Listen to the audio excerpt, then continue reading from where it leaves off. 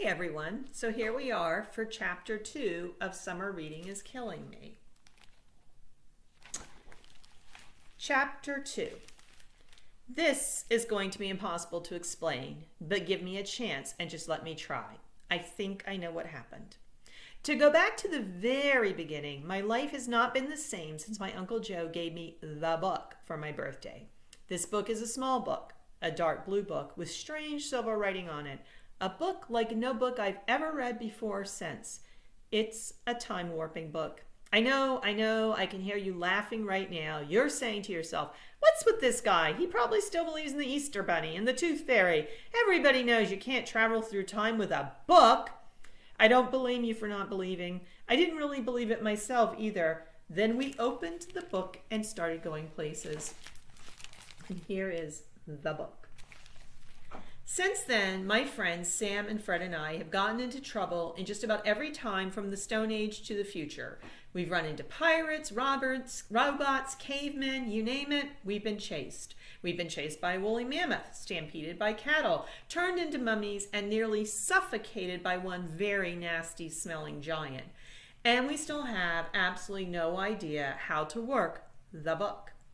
The only thing that seems to stay the same is the green mist that takes us places, and that once we get to another time, the only way to get back home to our time is to find the book in that time.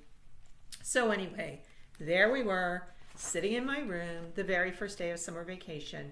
We were trying to be careful. We really were.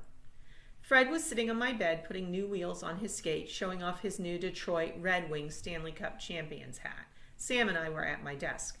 No more classes, no more books, no more teachers' dirty looks, chanted Fred. Sam raised an eyebrow. What a poet! You wouldn't know it, but your feet show it. They're Longfellows. Fred looked up from his skates. Hey, what's that supposed to mean? I stepped in between them before they started anything. Okay, guys, forget the poetry. We are gathered here today to decide one great question. How do we spend our summer vacation? Sam raised his hand. May I first suggest how we don't spend our summer vacation? He pointed to a thin blue book with silver designs on my bookshelf. Can we please promise not to open the book and get sucked into some time travel trouble like we always do when we get together? I started, but no buts, said Sam. Every time you figure out some new way to keep track of the book, we get into more trouble. Let's stay right here, right now. I'm with you, said Fred, spinning his wheels. I say we do nothing but skate and skate and skate and skate.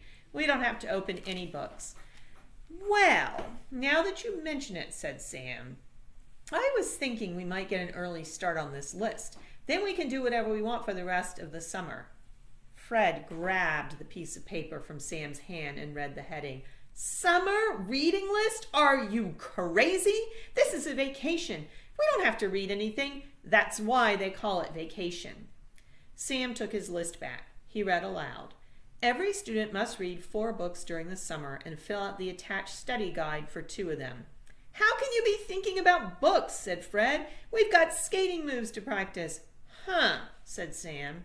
The list has Hatchet, the Phantom Toll Booth, the Hoboken Chicken Emergency. Fred used the edge of my bed to practice his street skating moves.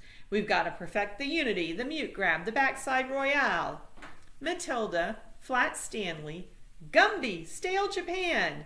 Fred and Sam traded skate moves and book titles one-on-one. Here's Tuck Everlasting, Rocket 63, Banicular, Fish Brain. Without looking up from the list, Sam grabbed Fred's hat and tossed it on the floor. Encyclopedia Brown. Fred did a half-twist flip off the bed and took Sam's list. He stuck it in a book from my shelf, shoved the book back on the shelf, and jumped back onto the bed.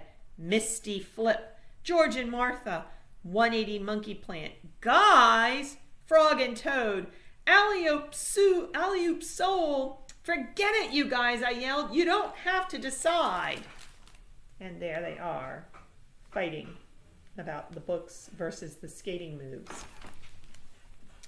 Fred and Sam stopped and looked at me. What do you mean we don't have to decide? I pointed to my bookshelf. The way I figure it, we have about 3 seconds before this green mist leaking off my bookshelf decides for us. All three of us stared at the wisp of green mist swirling out of that thin blue book with silver designs. "Ah, no," said Fred. "How did that happen? I didn't do nothing." "Anything," said Sam. "You didn't do anything except put our summer reading list inside of the book." "So what will we do?" asked Fred.